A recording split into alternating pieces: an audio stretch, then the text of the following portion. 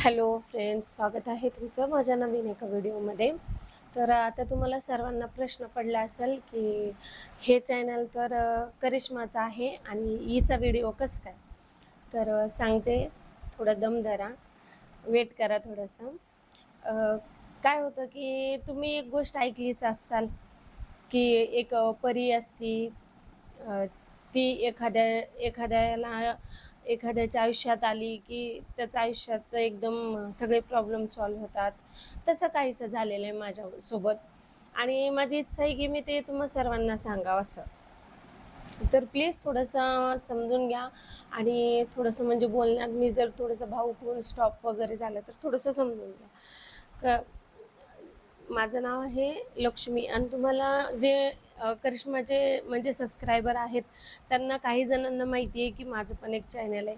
मी किती 4 ते 5 वर्ष झालं या फील्डमध्ये इतकं स्ट्रगल करते, इतकं स्ट्रगल करते. खूप म्हणजे खूप मेहनत घेतली मी याच्यासाठी. सगळं काही केलं. पण ते म्हणतात ना, शेवटी नशिबाला काहीच लागलं नाही. मग म्हणजे निराशाच. हातामध्ये सगळ्या गोष्टींकडनं निराशा झाली. इतक्या सगळ्या काही गोष्टी झाल्या. त्यामध्ये मग माझी ओळख करिश्मासोबत झाली. करिश्मासोबत ओळख झाल्याच्या नंतरला मी तिच्यासोबत बोलले आणि मग तिच्या लग्नाला जाणं, त्याच्या अगोदर एक वेळेस तिला भेटले. सगळं तिला प्रॉब्लेम सांगितला, अशाला असं आहे म्हणलं माझं. मला मला काहीही करून म्हणजे एक असतं ना, की आपलं एक मोटिव्ह असतं. चला आपल्याला बाहेर जाऊन काम करता नाही येत, तर मग इन्कम जनरेट करायची किंवा मला काहीतरी असं काम पाहिजे होते, की जेणेकरून मी आणि माझी 2 मुलं आणि माझ्या मम्मीला ह्या तिघांचा सांभाळ मी चांगल्या व्यवस्थित चांगल्या प्रकारे मी करावं अशी माझी इच्छा होती. म्हणजे इच्छा पण होती माझी, ती इच्छा आहे कारण मला त्याशिवाय मार्गच नाहीये काही. मग त्या सगळ्या ह्याच्यामध्ये मी इतकी धडपडा चालू आणि तुम्हाला तर माहिती आहे प्रायव्हेट जॉबमध्ये एवढं काही भेटत नाही. किती काम करून काहीच उपयोग नाहीये. तिथे सॅलरी यायची तेवढीच येते. एवढं नाही येत, की आपण लेकरांचं शिक्षण, मम्मीचं हॉस्पिटल ह्या सगळ्या गोष्टी मॅनेज नाही करू शकत घरातल्या एकाच्या ह्याच्यावरती. मग माझं असं चाललं होतं, की बाबा नाही आपण आता एवढे सगळे मी YouTubeवर बघितले होते. सगळेजण पाहिले होते, की नाही कमवतात, चांगली इन्कम जनरेट करतात. आपण पण केलं पाहिजे, आपल्याला पण काहीतरी झालं पाहिजे. आपल्या जीवावर 2 लेकरं मम्मी आहे. पप्पा जाताना मम्मीला आपल्या जीवावर सोडून गेलेला आहे. ह्या सगळ्या गोष्टीचा विचार करून मी 4 वर्ष झालं याच्यामध्ये एवढं मेहनत घेते, एवढं मेहनत घेते. 4 चॅनल होते. आता पण एक आहे जो त्या चॅनलला वर्ष झालं. तो पण काही म्हणजे मला ग्रोथ व्यवस्थित नाही वाटली. मग मी करिश्माजवळ ह्या सगळ्या गोष्टी सांगितल्या. तिला तिला सांगितलं, की अशाला असा प्रॉब्लेम आहे, मी बाहेर जाऊन काम नाही करू शकत आहे आता. एक होतं लिमिट, की त्यावेळेपर्यंत मी बाहेर जाऊन करायची काम. पण आता माझ्यानं नाही होत आहे, कारण मग मम्मीला घरातले कामं वगैरे होत नाही. त्यासाठी मग मला घरी बसूनच काम करणं होतं. हे सगळे असे प्रॉब्लेम तिला जेव्हा कळाले, मग तिनं तिच्या पुरेपूर माझ्या त्या चॅनलसाठी एवढी मेहनत घेतली, एवढी मेहनत घेतली, पुरेपूर मला मदत केली तिनं. आणि मी तुम्हाला एक माझा एक्सपिरियन्स सांगते. मी असं कुणाला नाव वगैरे ठेवत नाहीये. माझं पर्सनल एक्सपिरियन्स याच्या अगोदर पण मी 2 यूट्यूबरला भेटली होती. मी नाव नाही घेणार कुणाचं, की त्यांना मी असंच सांगितलं, "प्रॉब्लेम असा आहे, मला थोडीशी हेल्प करा." म्हणून मी एक आशेनं माणूस जातं ना, की आता आपण कुणाला तरी त्यातलं येतं म्हणून एक आशा असते ना माणसाला, त्या आशेने विचारतो ना. त्या आशेने मी तिथे गेली होती. पण त्यांनी काय केलं माहिती आहे का, मला तू एवढे-एवढे पैसे दे, एवढं-एवढं असं आमच्यासाठी हे कर, मग आम्ही तुला देऊ असं सांगितले. पण मग तेवढी रक्कम माझ्याकडं नाही झाली, मॅनेज नाही झालं माझ्याकडं पण पैशाचं. तर मग ते सोडून दिला विषय. त्यांच्याकडनं काही मला मदत नाही भेटली. मग म्हणलं आता शेवटचा प्रयत्न करिश्माकडे केला.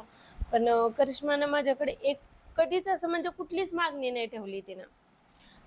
तिनं मी असं व्हिडिओपुरतं नाही बोलत आहे. हे माझ्या जीवाला आणि माझ्या घरच्यांना माहिती. तिनं कधीच कुठल्या गोष्टीसाठी मी जेव्हा पण तिला फोन लावते, जेव्हा पण तिला विचारते ना, मला असा प्रॉब्लेम आले, मी काय करू?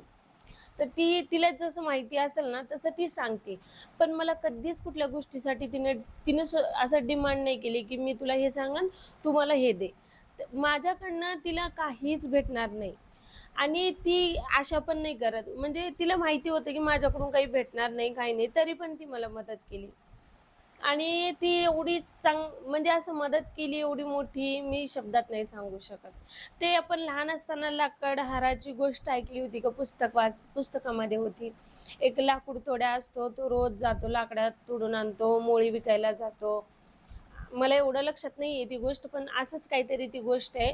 आणि त्यानंतरला मग त्याला एक सोन्याची कुऱ्हाड भेटती.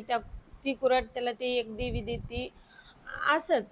तसंच माझ्या काहीसं आयुष्यामध्ये करिश्मा आली आणि तिनं डायरेक्ट स्वतःहूनच बोलली, की "नाही तुम्ही एवढी मेहनत घेताय आणि तुम्हाला ग्रोथ नाही भेटत आहे आणि वेळ पण खूप कमी आहे माझ्याकडं." त्यामुळं मग तिनं तिचं स्वतःचं चॅनल मला दिलेलं आहे आणि त्या चॅनलचे तिनं एकही रुपया घेतलेला नाही किंवा तिनं माझ्याकडनं कुठल्याच गोष्टीची अपेक्षा केली नाही. निस्वार्थपणे तिनं दिलं आणि ह्या जगामध्ये निस्वार्थपणे कोणी कुणासाठी करत नाही. पण काही असे मोजके लोकं असतात जे निस्वार्थपणे मदत करतात. आता मी सांगते, करिश्मा झालं, आणखीन 1-2 दादा आहेत, ते झालं. त्यांनी पण मला जेवढं काही YouTubeमधलं सांगितले, त्यांनी मदत नाही घेतली आणि ते दोघं जण पण मला करिश्माच्या थ्रूच ओळख झालेली आहे. करिश्मानंच त्यांचा नंबर दिला, त्यांना बोलायला सांगितलं, त्यांनी मदत केली. मी सध्याला त्यांची परमिशन नसल्यामुळे त्यांचं नाव नाही सांगू शकत, पण मला मदत केलेली आहे. आणि करिश्माने एवढी धडपड केली, आता सध्याला पण तिची तब्येत थोडीशी खराब आहे, म्हणजे उन्हामुळं ते ऊन लागलेलं आहे तिला जरासं, तर तिची तब्येत ठीक नाही. तरी पण सकाळी मी तिला कॉल केला, की असं-असं करायचंय, काहीतरी प्रॉब्लेम आलाय, असं-तसं. तिने तिकडून सांगितलं, व्हिडिओ कॉल केला, व्हिडिओ कॉलवरती सगळे म्हणजे तिनं स्वतः केलं सगळं. तर मला एवढंच सांगायचंय, की कोणीच कुणासाठी करत नाही आणि मी म्हणते ना, मी माझ्या आयुष्यामध्ये स्वामींनीच तिला पाठवलेलं आहे. कारण ना, मी माझ्या प्रत्येक प्रॉब्लेममध्ये मी सगळीकडनं आशा सोडली होती, की आपलं कधीतरी चांगलं होईल, ही आशाच सोडून दिली होती मी. म्हणजे मला थोडं पण असं काही वाटत नव्हतं, की नाही आता माझ्या आयुष्यामध्ये काही चांगलं होईल, मी चांगलं राहीन, माझी लेकरं जगतील, मी जगन. हे सगळं काही म्हणजे असं संपून गेलेलं होतं माझ्या आयुष्यामध्ये. पण त्यामध्ये मग माझ्या एका मैत्रिणीने सांगितलं, की "तू स्वामींचं कर." मग स्वामींचं करायला लागले. मग हळू सगळ्या गोष्टी सॉल्व्ह होत चालल्या. प्रॉब्लेम येतायत प्रॉब्लेम अजून पण आहेत माझ्या आयुष्यामध्ये प्रॉब्लेम एवढे आहेत, संपत नाहीत. एक संपली ना प्रॉब्लेम दुसरं ताट मांडून ठेवता पण त्याला सामर्थ्य पण मला स्वामी देतात, की तू त्याला खंबीरपणे पुढे उभं राहा, असं. मग तेच ना, ते सगळे प्रॉब्लेम सॉल्व्ह करण्यामध्ये कुठं ना कुठं मला असं वाटते, माझ्या मनाला असं वाटते, की स्वामींनीच करिश्माला माझ्याकडं पाठवलेलं आहे, की हिच्यामध्ये असं हिला प्रॉब्लेम आहेत ना, तर तू तू सॉल्व्ह कर. म्हणजे मला असं वाटतं, की करिश्माला स्वामींनी पाठवलेलं आहे आणि माझी ती मदत करते आणि असं उपकार नाही म्हणून मी लगेच तिला असं परक नाही करणार. पण खरं सांगते ना, आजकाल सख्खे सख्याला करत नाही. पण तिचं माझं एक नातं काय म्हणजे असं एवढं बोलणं नाही होत, एवढ्या काही गोष्टी एवढ्या नाही होत. जास्त दिवसाची ही पण नाही, पण तरी पण तिला असं काहीतरी वाटलं, की मला मदत करावं. म्हणजे ती तिची चांगली भावना आहे, की तिनं माझ्यासाठी मदत करावं असं तिच्या मनात आलं. ते मी नाही सांगू शकत, माझ्याकडे शब्द नाहीये. मी म्हणजे तिला असं कुठला शब्द देऊ, पूर्ण ब्लँक झालीये मी. आणि खरंच मला म्हणजे तिनं जसं मला साथ दिली आहे, तसंच मी अपेक्षा करते तुमच्याकडनं पण तिचे जेवढे पण फॉलोअर्स आहेत ह्या चॅनलवरचे, त्यांनी जसं तिला ह्या चॅनलवरती सपोर्ट केलेलं आहे, तसंच प्लीज मला पण सपोर्ट करा. कारण तुम्हाला मी माझ्या लाईफमधले जेवढे प्रॉब्लेम आहेत, जेवढ्या काही मी स्ट्रगल केली आहे, मी तुम्हाला पार्ट बाय पार्ट स्टोरीमध्ये सगळं काही सांगेन.